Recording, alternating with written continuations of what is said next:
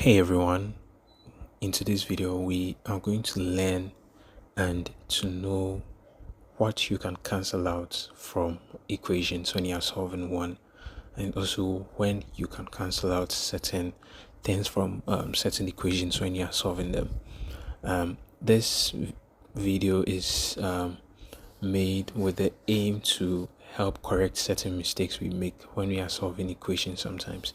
So let's quickly get into the video. So let's look at these two questions below.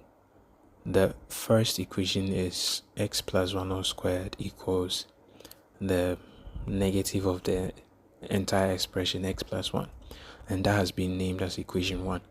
And we have x plus 1 all squared all over x plus 1 equals negative 1 as our equation 2.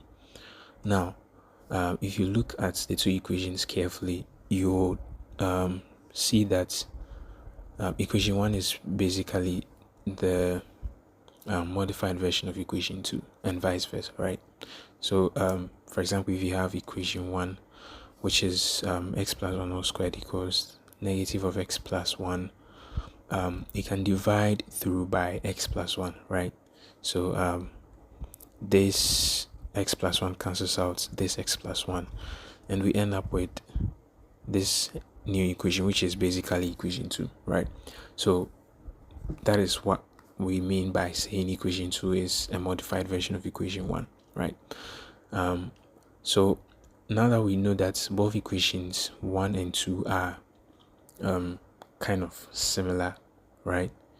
We would have probably also expected that they should have the same solutions, but they have different solutions when they are given as separate questions. Okay, so if you are given equation 1 as a question and equation 2 as a different question, both equations, even though they are kind of related or similar, they have different solutions. Okay, so what accounts for the difference in solutions, right?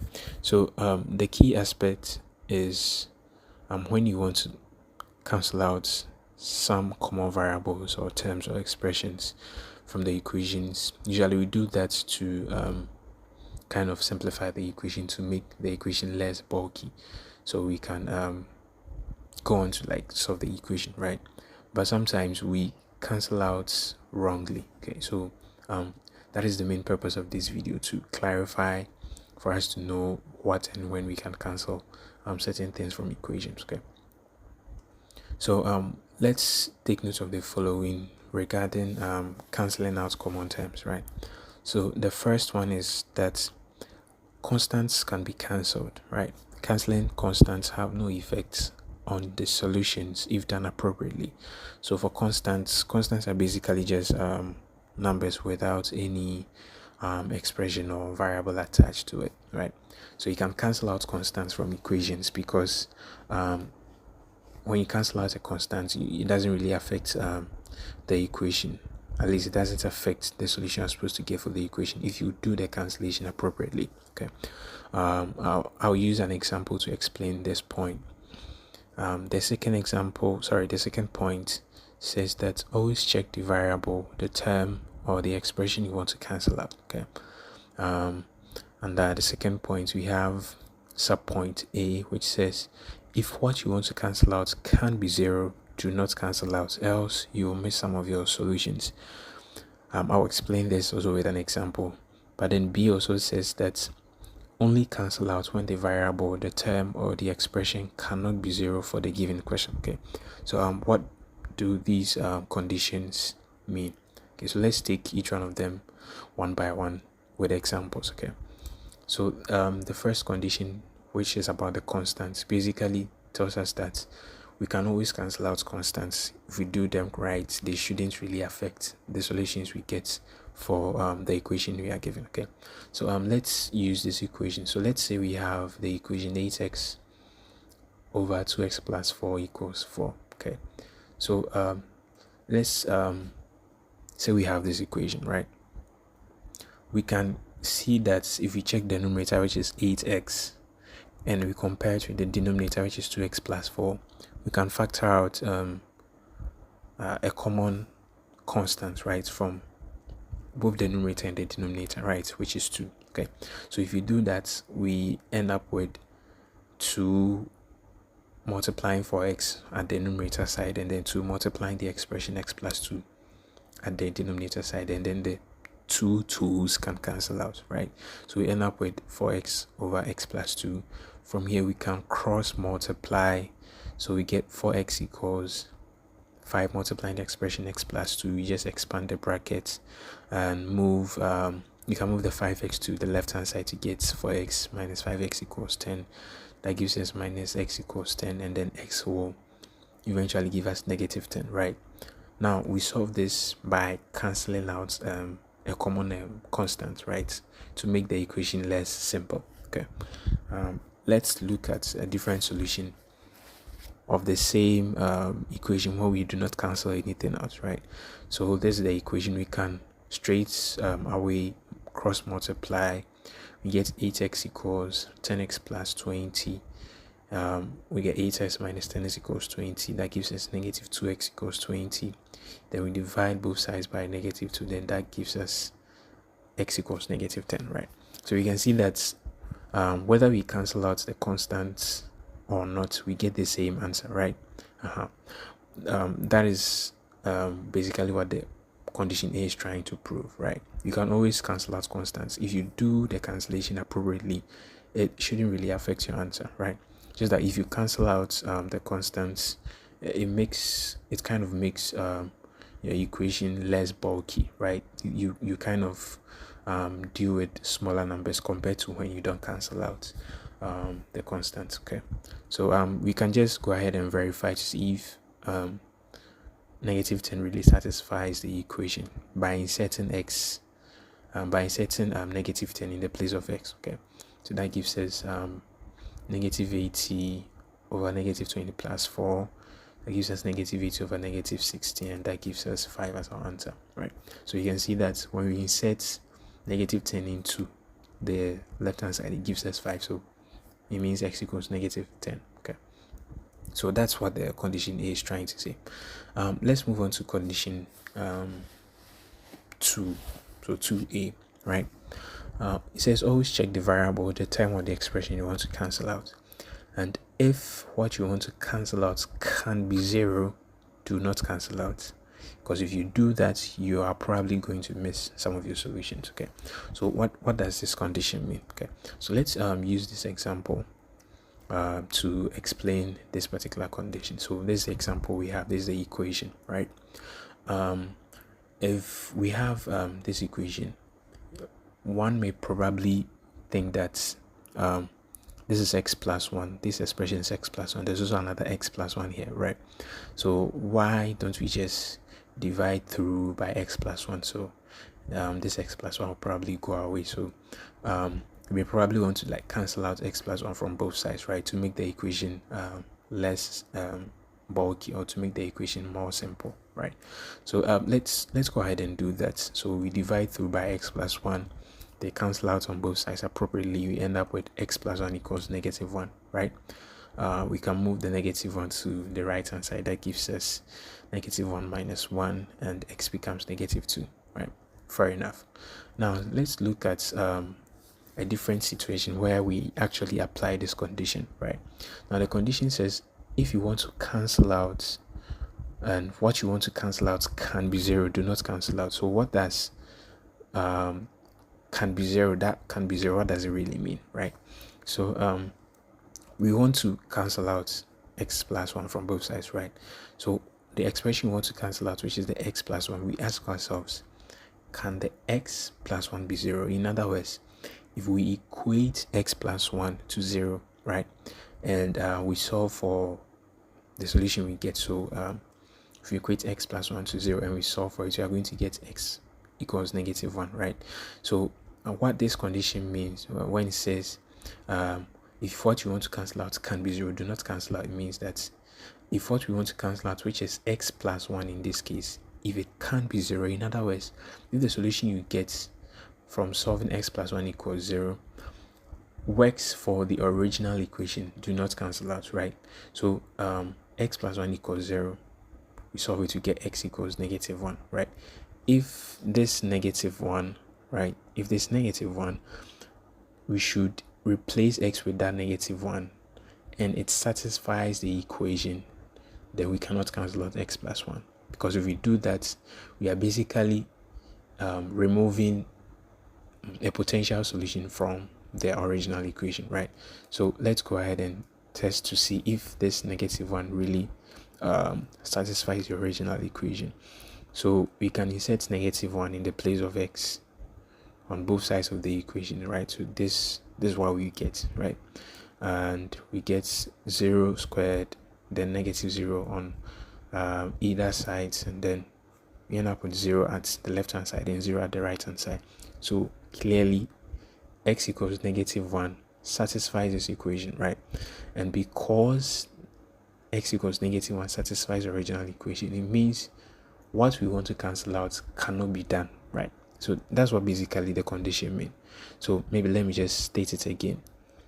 If the expression or the term or the variable you want to cancel out can be 0, in other words, if you equate what you want to cancel out to 0, you solve it and then you insert that solution into the original equation, and then it satisfies the equation, do not cancel out.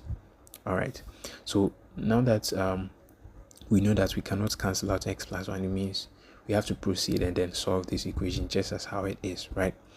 So yes, since x plus 1 equals 0 is a solution for the original equation, it cannot be cancelled. Okay, so we go ahead. We can solve this once we know that we are not supposed to cancel this one out. We can solve this in a number of ways. So I'm just solving this in one of those ways, right? So if you expand the brackets, you end up with x squared plus 2x plus 1 at the right hand side, at the left hand side. And then if you expand the bracket at the right hand side, you end up with minus x minus 1. Then you can move the entire minus x minus 1 to the right hand side to get that. Simplify further to get a quadratic equation.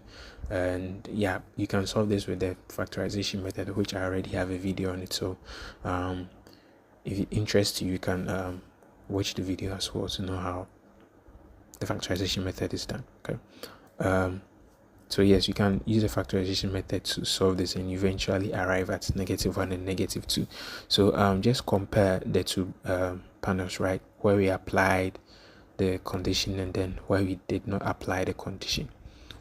The solution where we didn't apply the condition, we had -2 only as the answer, but over here we had both -1 and -2 as the answers, right?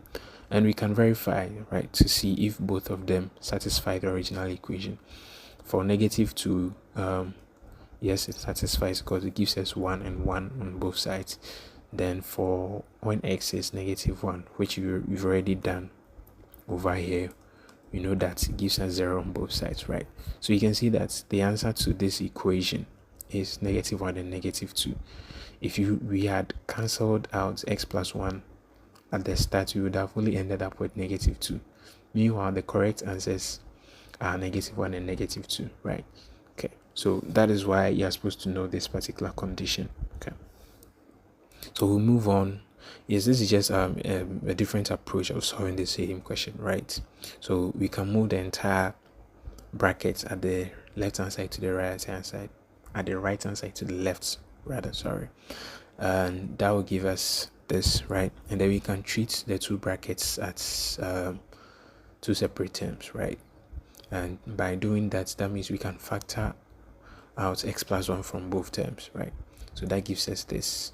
You can simplify this one further to give us x plus 2, then yeah, eventually end up with the same answers. Okay, all right, so let's move on to the last condition, which is 2b, which says only cancel out when the variable, the term, or the expression cannot be 0 for the given question, right?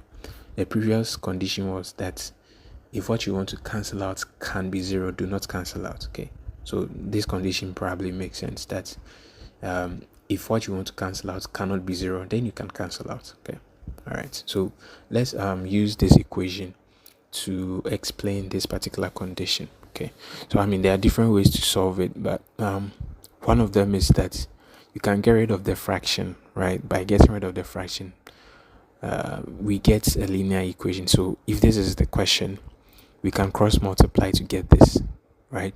And this is basically the same example as the one we did for the previous example, right? It's the same example as what we saw in the previous slide. Okay, so you can just follow the same procedure and solve. You eventually end up with -1 and -2 as the answers, right? So this is one way you can solve this equation. Okay, you can verify the answers by verifying the answer, right? So for x equals -1, so that means we replace x with -1, we are going to end up with 0 squared over 0, right?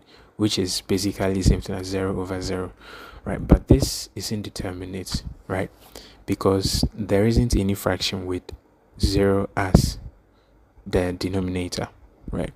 So this means that x equals -1 cannot be a solution for this particular question. Okay, so we move on to verify for the next one by replacing x with -2, and that will eventually gives us -1, which is the same thing as what we have over here. So it means that for this particular equation, if we solve it with this method, after we get -1 and -2, we verify. After verifying, we only found out that x equals -2 is the only solution. So that will be our answer, right? How about a different way where we actually use the condition from the start? Okay, so right from the original equation, we want to apply the condition, right? And the condition says that you can only cancel out the variable, the term, or the expression if it cannot be 0, right? So again, we want to cancel out x plus 1, or at least that's what we may probably want to do, that we may want to cancel out x plus 1 to make it simple. So the question we ask ourselves is that, can this x plus 1 we are cancelling out be 0 for this given equation, right? So in other words, if you equate x plus 1 to 0, which gives us -1, right? Like how we saw in the previous video, x plus 1 equals 0. Eventually, if you solve that equation, you're going to end up with x equals -1. So we ask ourselves, can this -1 really satisfy this equation?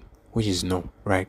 That's why we verified over here. So when x is -1, it cannot really satisfy this equation. So because x plus 1 equals 0 will not satisfy this equation, then it means x plus 1 cannot be 0 for this equation, right? So that means we can go ahead and cancel it out. Let me probably repeat it. Because x plus 1 cannot be 0 for this particular equation. In other words, because if x plus 1 equals 0, the answer you get cannot satisfy this equation, we can go ahead and cancel x plus 1 out. It's as simple as that, right? In the previous one, it was if x plus 1 can't be 0. In other words, if you solve x plus 1 equals 0 and it satisfies the equation, do not cancel it out. Here, if x plus 1 cannot be 0, in other words, if you solve for x plus 1 equals 0 and the answer you get does not satisfy the equation, then go ahead and cancel out x plus 1 out, because you do the cancellation, it's not really going to affect your solution. All right, so x plus 1 cannot be 0, right? Because if x plus 1 is 0, this fraction will give us a denominator of 0, which doesn't really exist. Okay, so that means you can go ahead and then cancel out x plus 1. You end up with x plus 1 equals -1. You can move the -1 to the other side. We can move the positive 1 to the other side to give us -1. That gives us -2. So it means x equals -2. So you can see that where we use the condition right from the start, we ended up with -2, right? But where we didn't use the condition from the start, we ended up initially with -1 and -2, and then we had to verify to get the final answer, right? I mean, if you get -2 even from using the condition from the start, you still have to verify. All right, okay. So that's basically it, right? Okay. So just to be on the safer side, always cancel out the constants, because we know that they virtually shouldn't affect the solutions you are supposed to get. And then when you get your final answers, always confirm or verify them by using the original equation. Do not use any intermediate equation you get from solving the original equation, right? always verify your answers with the original equation. Okay, and then also take away solutions which do not satisfy the original equation, and then finally conclude by stating your final answers. Okay, so basically that's what I wanted to show in today's video. This is just how your work is supposed to be, right? If you are given a question like this, I did this so you know how your work is supposed to be, because the previous ones had side explanation. So yeah, it's basically the same thing as what I've said. Maybe let me just go over it again. So if you have this equation, you may probably want to cancel out x plus 1 from both sides, but for this equation we cannot really cancel out x plus 1, right? Because x plus 1 equals 0 gives us a solution which actually satisfies this particular equation. So we go ahead and then solve it just like how it is. We get these two as our final answers, right? And then for the second equation, I mean, it's the same thing. X plus 1 cannot be 0, so you have to state this condition, right, before you actually proceed to cancel it out. So these two should have to cancel out. I forgot to cancel them out, but they're supposed to cancel out, and then we end up with this as our final answers. Okay, before we end the video, if you don't really want any trouble for yourself, right, always solve the equation like how it is. Do not really cancel anything else, right? Once you solve the equation as how it is, you get a couple of answers, right? Then you verify those answers using the original equation. If any of those answers do not satisfy the original equation, then you take it out, right? Now that's probably the best way and the safest way to solve the equations, rather than I'm going to cancel out something you shouldn't really have cancelled. Okay, so that's all for today's video. Thank you for watching, and I'll see you in my next video. Goodbye.